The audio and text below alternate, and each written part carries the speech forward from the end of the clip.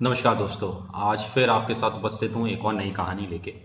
इससे पहले जो कहानी की थी वो अबू सालेम पे की थी और अबू सालेम की कहानी का वो पार्ट वन था। तो जैसा कि मैंने कहा था कि अबू सलीम की कहानी जो है पार्ट्स में होगी और जो उसकी नेक्स्ट स्टोरी का जो हम पार्ट लेके आएंगे वो नार्को टेस्ट के ऊपर होगा, क्योंकि जब अबू सलीम को इंडिया लाया गया था तो उसके ऊपर नार्को टेस्ट किए गए थे। तो हम कोशिश कर रहे हैं कि हमें उसका नार्को टेस्ट का वीडियो मिल जाए और हाँ, उम्मीद करते हैं कि हमें जल्दी मिल जाएगा। खैर उसके नार्को टेस्ट का तो जो आज की कहानी है वो अबू सालेम से रिलेटेड नहीं है। उसकी कहानी का सेकंड पार्ट के लिए आपको थोड़ा सा और वेट करना पड़ेगा। आज की जो कहानी है वो दोबारा से मुंबई माफिया के ऊपर है। आपकी तरफ से बहुत सारी रिक्वेस्ट आ रही थी इस कहानी को लेके। खासकर मेरे को फेसबुक पे कुछ लोग हैं जो मेरे को रेगुलरली फेसबुक पे मैसेज कर रहे हैं और साथ साथ व्हाट्सएप पे मैसेज कर रहे हैं कि इसकी कहानी ज़रूर सुनाइए। और कि पता नहीं वो इसकी कहानी क्यों सुनना चाहते हैं, किस वजह से सुनना चाहते हैं। तो इस पर हमने थोड़ी सी रिसर्च की। इसके कुछ पेपर्स हमारे पास है जो लीगल पेपर्स हैं, जो हम आपको दिखाएंगे भी, और इसके कुछ ट्रैवल डॉक्यूमेंट्स हैं, पासपोर्ट्स हैं जो हम आपको दिखाएंगे। तो जो कहानी आज है वो मुंबई माफिया के बहुत ही इम्पोर्टेंट पर्सन के आइट की है, मतलब उसके बहुत क्लोज है, जो आज की तारीख में उसका पूरा एक्सटॉर्शन और अंडरवर्ल्ड का बिजनेस संभाल रहा है। तो आज की जो कहानी है वो छोटा राजन के ग्रुप की है। छोटा राजन के ग्रुप में बहुत सारे लोग रहे पहले, जैसे कि संतोष शेट्टी, बालू टोकरे, विजय शेट्टी, रवि पुजारी, गुरु साटम, बहुत सारे ऐसे लोग रहे जो छोटा राजन के साथ थे स्टार्टिंग में। लेकिन धीरे धीरे 2000 से पहले, कुछ 2000 के बाद, कुछ 93 के बाद अलग हो गए अपने अपने किसी कारण से। तो वो कभी वो स्टोरी सुनाएंगे, जब हर किसी की स्टोरी पे आएंगे तो वो भी स्टोरी बताएंगे कि वो छोटा राजन से कभी अलग हुए थे। तो जो आज की कहानी है वो छोटा राजन के ग्रुप मेंबर से ही रिलेटेड है। और दूसरी तरफ उस कहानी को शुरू करने से पहले कुछ बातें मैं आपसे कहना चाहूँगा जो हमेशा कहता हूँ, और आगे मतलब कुछ ना कुछ बातें मैं आपसे हमेशा शेयर करता हूँ। आपके कमेंट्स जो हैं मोटिवेट तो करते ही हैं, लेकिन दोबारा कहूँगा कि हमें कम्युनिटी गाइडलाइंस फॉलो करनी पड़ती हैं यूट्यूब की।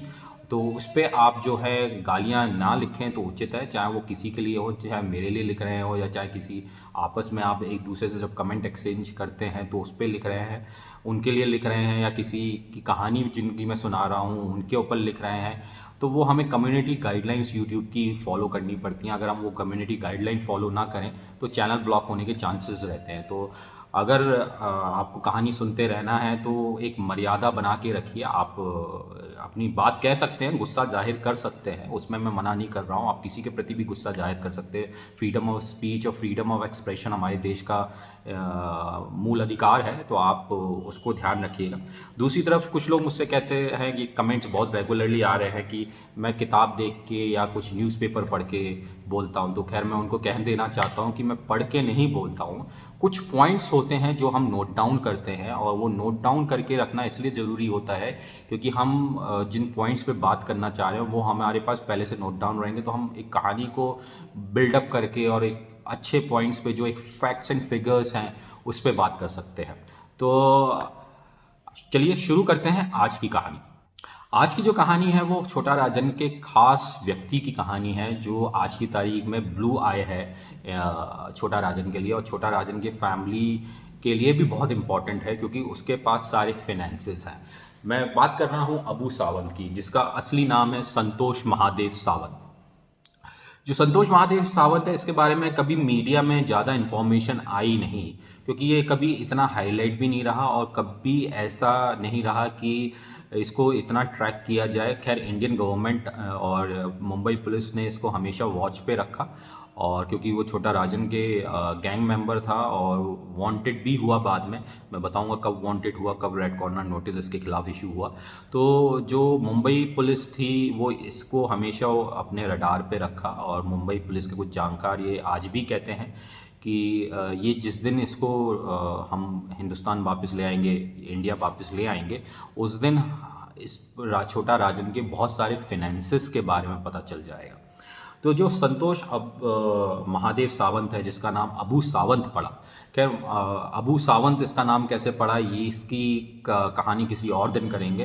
ज़्यादा बड़ा वाक़या तो नहीं है, लेकिन अंडरवर्ल्ड में जो कि लोग जानते हैं वो हमेशा ये जानते हैं कि अंडरवर्ल्ड में हमेशा छद्म नाम होते हैं, यानी कि निक नेम्स होते हैं। एक नकली नाम होते हैं या एक प्रचलित नाम होता है जो सब लोग सुनना चाहते हैं। जैसे कि छोटा राजन का असली नाम राजेंद्र सदाशिव निखलजे है, लेकिन उसको छोटा राजन कहा गया। ऐसी छोटा शकील का असली नाम बाबू मियाँ शेख है। और आपका बहुत सारे ऐसे लोग हैं जिनका नाम अंडरवर्ल्ड में जैसे मुन्ना चिंगाड़ा, संतोष जिसने छोटा राजन के ऊपर हमला किया था, उसका नाम है मुन्ना चिंगाड़ा।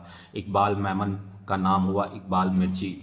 तो ऐसे बहुत सारे छद्म नाम और निकनेम हो जाते हैं। तो ऐसे ही संतोष महादेव का नाम संतोष महादेव सावंत का नाम पड़ा अबू सावंत, एक प्रचलित नाम हुआ इसका अंडरवर्ल्ड में। तो लोग इसको अबू सावंत के नाम से ज़्यादा जानते हैं। जो कहा जाता है कि एक कमेंट मेरे पास आया था जब ये स्टोरी के लिए मेरे पे रिक्वेस्ट आई थी, तो किसी ने एक कमेंट किया था कि इसकी हिस्ट्री मैं आपको थोड़ी सी बताता हूँ। ऐसा कमेंट उसने किया था कि ये CISF में था और इसने अपने एक सीनियर को मार दिया था, यानी जान से मार दिया था, और इसको CISF से ये भाग गया था और छोटा राजन को इसने ज्वाइन किया था। खैर हमने उस बात को हम लोग कंफर्म करने के लिए हमने मुंबई पुलिस से और मुंबई के जो पुराने जर्नलिस्ट हैं, फेलो फ्रेंड्स हैं, उनसे बात करने का प्रयास किया। तो लेकिन कहीं भी किसी ने ये नहीं बताया कि वो CISF में था या उसने अपने CISF के किसी सीनियर को मारा था। ऐसी कोई खबर नहीं है, लेकिन हाँ ये प्रचलित है। बहुत सारी कहानियाँ अंडरवर्ल्ड में प्रचलित होती हैं। एक कहते हैं कि हीमैन वाली कहानियाँ बहुत प्रचलित हो जाती हैं अंडरवर्ल्ड में, ये लोग जानते हैं। खैर दूसरी तरफ जो आज की कहानी का उद्देश्य है, इसके कुछ ट्रैवल डॉक्यूमेंट्स दिखाने का उद्देश्य है, जिससे ये आप लोगों को पता चले कि ये एग्जैक्ट व्यक्ति कौन है। दूसरी तरफ इसके बहुत सारे फोटोग्राफ्स कभी भी मीडिया में नहीं आए।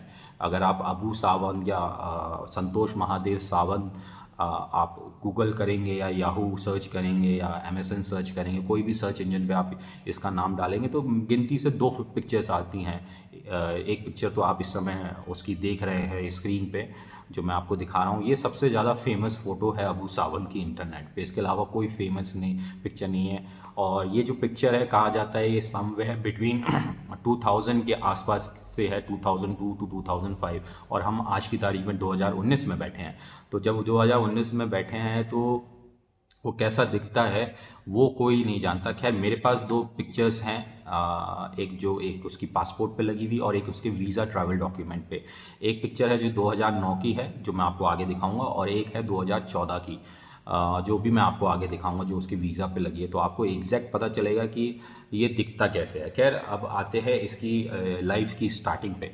तो जो इसकी लाइफ की स्टार्टिंग है, कहा जाता है कि ये जो इसके फादर है अबू सावंत के, वो एक रियल एस्टेट एजेंट होते थे। क्योंकि अबू सावंत जो है, जो तिलक नगर का, खासकर तिलक नगर एक एरिया है मुंबई में, चैम्बूर के पास, अगर मैं गलत नहीं हूँ, और छोटा राजन का वहाँ पे हमेशा शुरू से स्टार्टिंग से होल्ड रहा, और आज भी कहते हैं कि बहुत सारा होल्ड छोटा राजन का वहाँ पे है।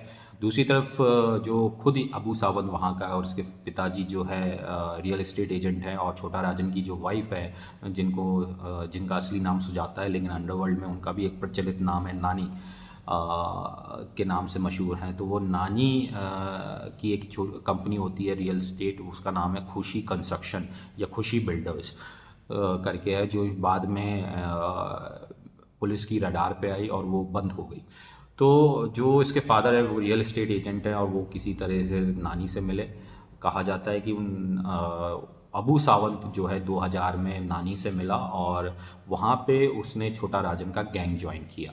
जब छोटा राजन का गैंग ज्वाइन किया तो उसके बाद कहा जाता है कि ऑफिस वर्क उसने काफ़ी कुछ संभाला, और ऑफिस वर्क काफ़ी संभालने के बाद कहा जाता है कि नानी जो हैं उसके कार्यशैली से बहुत खुश हुई कि वो इतनी मेहनत करता है, और एक्सटॉर्शन का बिज़नेस भी वो संभालने की कोशिश कर रहा था। और कहते हैं कि कुछ एक्सटॉर्शन का बिज़नेस बिल्डर्स से उसको संभालने का मौका भी दिया गया, जो उसने बहुत अच्छे से संभाला। तो कहते हैं कि नानी के थ्रू वो छोटा राजन से मिला, और छोटा राजन का वो धीरे से खास हो गया।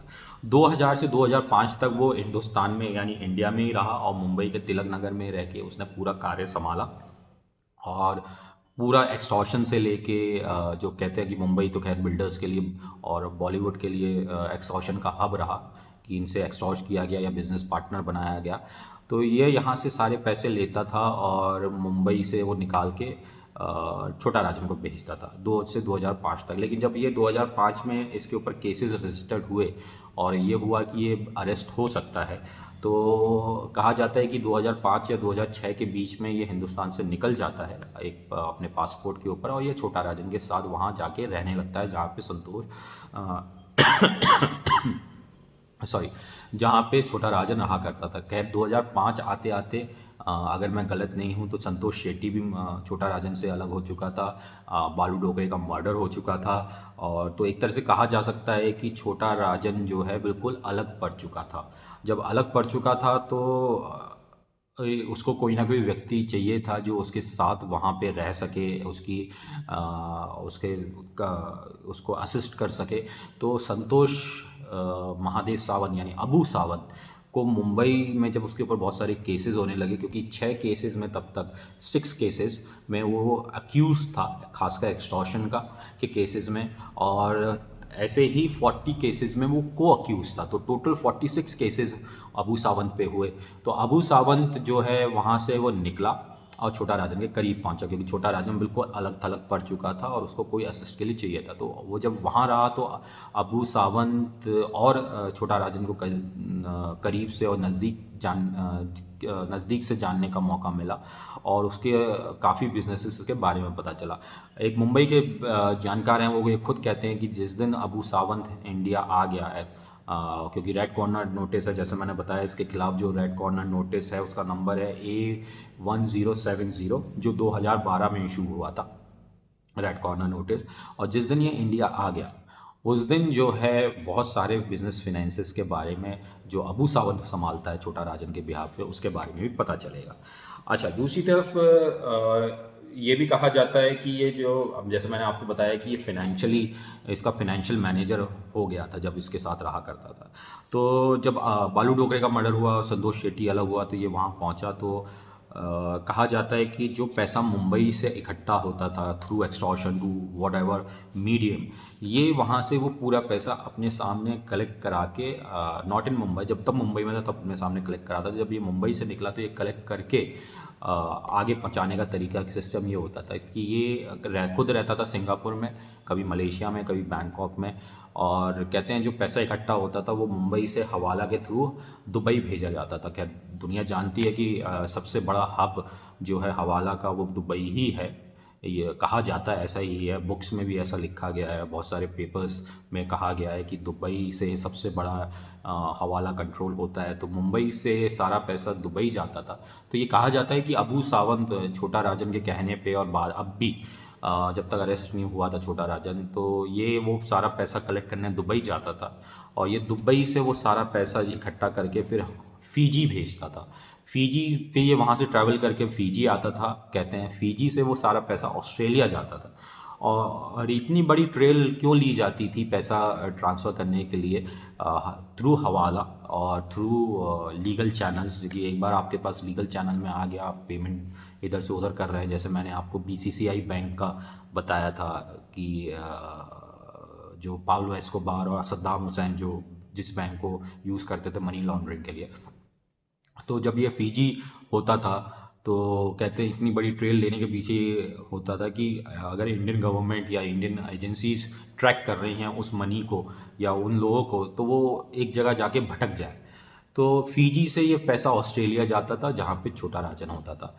और कुछ जानकार जो पुराने छोटा राजन, कहते हैं कि जो कुछ पुराने छोटा राजन को बहुत अच्छे से जानते हैं और जो अबू सावंत को जानते हैं, तो अबू सावंत ने किसी दिन ऐसा बोला था कि वो चाहता है कि जब छोटा राजन अरेस्ट हो गया था कि ये मर जाए या ये बाहर ना निकले, तो सबसे बड़ा फ़ायदा मुझे ही होगा, यानी अबू सावंत को होगा, क्योंकि उसके पास ही सारे पैसों की चाबी है, उस तिजोरी की चाबी है जो कि सिर्फ अबू सावंत पे। अब आते हैं इसके पासपोर्ट पे कि ये आप बहुत देर से, मुझे मालूम है आप लोग वेट कर रहे होंगे कि मैं इसकी पासपोर्ट की डिटेल्स दूँ। जो इसका पासपोर्ट नंबर है वो है Z1954214, जो 2009 में इशू हुआ था सिंगापुर से और जो वैलिड है 2019 तक। ये वो एक पासपोर्ट है जिसके ऊपर कहा जाता है कि रेड कॉर्नर नोटिस इशू हुआ है। तो अभी तक जो मुझे लगता है या जो पुराने जानकार हैं अंडरवर्ल्ड के, वो ये मानते हैं कि आज की तारीख में शायद ये इस पासपोर्ट पे ट्रैवल नहीं कर रहा होगा। अब वो किस पासपोर्ट पे ट्रैवल कर रहा होगा ये तो इंडियन एजेंसीज ही बेटर बता सकती हैं, क्योंकि वो हमेशा बहुत ट्रैक डाउन करती हैं। और हो सकता है जैसा सुनने में आया कि उसके पास एक सिंगापुर का पासपोर्ट है और एक मलेशिया का पासपोर्ट है और एक अफ्रीकन कंट्रीज़ का पासपोर्ट है, ऐसा कहा जाता है। इन 3 कंट्रीज़ का पासपोर्ट वो लेके घूम रहा है। और इनका बहुत अच्छा सिस्टम होता है, ये जो मुंडी कट पासपोर्ट यूज़ करते हैं क्रिमिनल्स का। मुंडी कट पासपोर्ट क्या होता है, किसी दिन अलग से उस पर स्टोरी करेंगे। दूसरी तरफ मैं आपको बताता हूँ कि ये जो बुकलेट्स होती हैं, और जो बुकलेट्स होती हैं जब आप कह रहे आप इंग्लैंड का पासपोर्ट यूज़ कर रहे हैं या साउथ अफ्रीका का यूज़ कर रहे हैं जो क्रिमिनल्स होते हैं, तो ये जब साउथ अफ्रीका का पासपोर्ट यूज़ करते हैं और इन्हें मलेशिया से किसी और कंट्री पहुंचना होता है, तो ये एक पासपोर्ट यूज़ किया, उस कंट्री में पहुंचे और उस कंट्री में इन्होंने दिखाया कि हम एग्जिट कर गए हैं, उस पर ये खुद ही नकली स्टैंप लगाते हैं। जान के जो क्रिमिनल्स होते हैं they are so intelligent in terms of, और कभी कभी तो जब पुलिस इनको अरेस्ट करती है और इनके तरीके जानती है तो भौचक रह जाती है कि इनके पास खुद के स्टैंपिंग भी होते हैं कंट्री के इमिग्रेशन के, जिससे कि आप अलग कंट्री में इमिग्रेट कर रहे हैं, जैसे लैंड ट्रैवल कर रहे हैं। और बहुत सारे कंट्रीज़ होते हैं, जैसे साउथ ईस्ट एशिया में आप लाओस से कंबोडिया जा सकते हैं, कंबोडिया से वियतनाम, वियतनाम से थाईलैंड, थाईलैंड से आप दोबारा होते हुए वियतनाम होते हुए आप सीधे निकल सकते हैं क्या कहते हैं आपका मलेशिया, इंडोनेशिया, इन सब जगह आप बाय ट्रैवल बाय रोड कर सकते हैं। तो ये लोग अपने पास फेक स्टैंपिंग भी रखते थे, जिस पे ये फेक स्टैंप करके आगे बढ़ते हैं। दूसरी तरफ एक और न्यूज़ आई थी जब इसके ऊपर 2012 में रेड कॉर्नर नोटिस इशू हुआ था, तो 2012 में ही टाइम्स ऑफ इंडिया ने एक न्यूज़ पब्लिश की थी कि जकार्ता में क्लब में फायरिंग हुई है और उसमें अबू सावंत जो है मारा गया। खैर ये न्यूज़ तो कहीं से कहीं पुख्ता न्यूज़ नहीं थी, क्योंकि कहीं लोकल न्यूज़ चैनल्स ने इंडोनेशिया के नहीं कवर किया था और कहीं ऐसी कोई न्यूज़ भी नहीं आई थी। खैर बहुत सारी न्यूज़ होती हैं जो गवर्नमेंट्स जो हैं दूसरे देश की गवर्नमेंट आने नहीं देना चाहती है, क्योंकि टूरिस्ट इस पे कंट्री है और ऐसी न्यूज़ आएंगी कि डिस्को में गोलियां चली और तो पब्लिक जो है टूरिस्ट आना नहीं पसंद करेगा, तो बहुत सारी न्यूज़ दबा दी जाती है दूसरे कंट्रीज़ में। लेकिन मैं ये बात इसलिए कह रहा हूँ, ये कोट मैंने इसलिए किया क्योंकि 2013-2014 में जो आप इस समय इसकी लेटेस्ट तस्वीर भी देखेंगे जो 2014 की है अबू सावत की, और एक ट्रैवल डॉक्यूमेंट मैं आपको दिखाऊंगा जो है दुबई का वीज़ा। जैसे मैंने आपको बताया था, इस समय आप स्क्रीन पे देख रहे हैं वो दुबई का वीज़ा है जिस पे ट्रैवल किया था और दुबई जाके ये हवाला के पैसे इकट्ठा करता था, जैसे मैंने आपको बताया। दूसरी तरफ जो फिनेंशियल मैनेजर इसको क्यों कहा गया, क्योंकि ये बहुत सारे बिजनेस बैंकॉक, मलेशिया और जकार्ता में, इवन इन ऑस्ट्रेलिया में कहते हैं कि इसका एक रेस्टोरेंट भी है ऑस्ट्रेलिया में जो कभी हेमंत पुजारी के साथ पार्टनरशिप में कहते हैं शुरू करने की कोशिश की थी, कुछ ऐसा कहा जाता है। और दूसरी तरफ कहा जाता है कि जो इसके डिस्कोटेक्स है और छोटा राजन के पब्स हैं बैंकॉक में और एक होटल है जकार्ता में, ये वही होटल है जकार्ता में जो संतोष शेट्टी से टेक ओवर किया था छोटा राजन ने ज़बरदस्ती। कहा जाता है कि संतोष शेट्टी ने अपने इंटरव्यू में तो ऐसा नहीं कहा था कि ज़बरदस्ती, लेकिन हाँ भावनाएं पता चल जाती हैं कि अलग होने का जो रीज़न है अंडरवर्ल्ड में, ये वही बताया गया कि एक तरह से बालू डोगरे के नाम पे जो इसने छोटा राजन ने संतोष शेट्टी का होटल ले लिया था, तो संतोष शेट्टी अलग होने का कारण ही वो था। तो ये जो सारे प्रॉपर्टीज़ इशू करी गई इसको बालू डोगरे को हैंडल करने के लिए, वो प्रॉपर्टीज़ आज भी अबू सावंत करता है। अब वो किस देश का नागरिक बन के रह रहा है ये आज भी अपने आप में क्वेश्चन मार्क है। और हम बहुत कोशिश करते हैं जब भी इन्वेस्टिगेशन जर्नलिज्म की बात आती है कि आप कुछ लेके आएँ तो लोगों को जागरूक करें और कुछ नई चीज़ें लेके आएँ। और दूसरी तरफ कोशिश हम भी पूरी करते हैं कि एक नई स्टोरी में जब भी हम स्टोरी करें तो उसमें कुछ नई बातें और कुछ नए फैक्ट्स लेके आएँ। Investigation journalism is a part of आप कह सकते हैं कि जागरूक करने का है। तो आपको आज हमने एक नई कहानी सुनाई, नए कुछ डिटेल्स दिए, आपको कैसी लगी बताइएगा। और इसके बाद जो मैं कोशिश करूँगा वो अबू सलेम के नार्को टेस्ट की वीडियो के साथ करूँगा। कोशिश कर रहे हैं कि हमें वो वीडियो मिल जाए, let's hope for the best. और दूसरी तरफ आपको सबको दीपावली की बहुत बहुत बधाइयाँ। आप लोग खुश रहें, स्वस्थ रहें और कोशिश करिएगा इस दिवाली पे पटाखे ना जलाएं। क्योंकि मैं ये नहीं कहता कि उससे किसी को डिस्टरबेंस होता है। मैं ये कहता हूँ कि जो मदर नेचर है, जो एनवायरनमेंट है, उसके लिए आज की तारीख में पटाखे जलाना बहुत बड़ा कर्स है। क्योंकि हमारे जो ग्रीन कवर है जो वो बहुत कम है इस देश का। क्योंकि कहा जाता है कि जो एक कंट्री का ग्रीन कवर होना चाहिए वो 22.5 से 25% के बीच में होना चाहिए, और हमारा जो देश का जो ग्रीन कवर है वो 14 to 16% है। तो अगर हम पटाखे जलाएंगे तो हमारे ऑक्सीजन लेवल कम होगा। हमारे पास उतने पेड़ नहीं हैं जो उतनी ऑक्सीजन दे पाएँ उन उस पॉल्यूशन के बाद, और उसको वातावरण को क्लीन कर पाएँ, एनवायरनमेंट को और ऑक्सीजन को क्लीन कर पाएँ।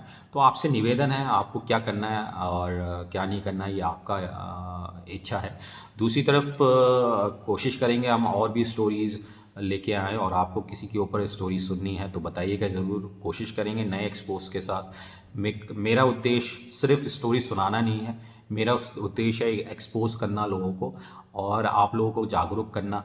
क्योंकि आप जागरूक रहेंगे तो क्राइम होने से भी रुकेगा। और आप अगर ये वीडियो देख के किसी को पहचानते हैं तो वहाँ के नज़दीकी पुलिस स्टेशन पे या इंटरपोल को ज़रूर कोशिश करिएगा कि संपर्क स्थापित करने के लिए। हमारा उद्देश्य है लोगों को जागरूक करना, और कोशिश रहेगी कि आगे भी आपके साथ जुड़े रहें। और मैं आपसे लेता हूँ विराम, और आपको एक बार फिर से दीपावली की शुभकामनाएं। Wish you a very happy Deepavali and take care.